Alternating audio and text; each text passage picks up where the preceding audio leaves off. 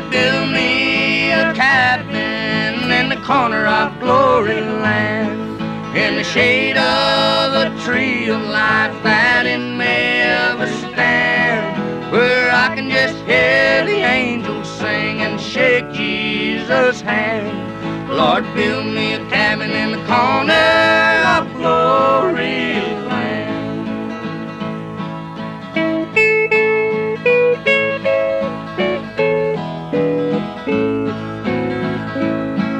Blessed Lord, I'm not asking to live in the mess, for I know I'm not worthy of such splendor as this.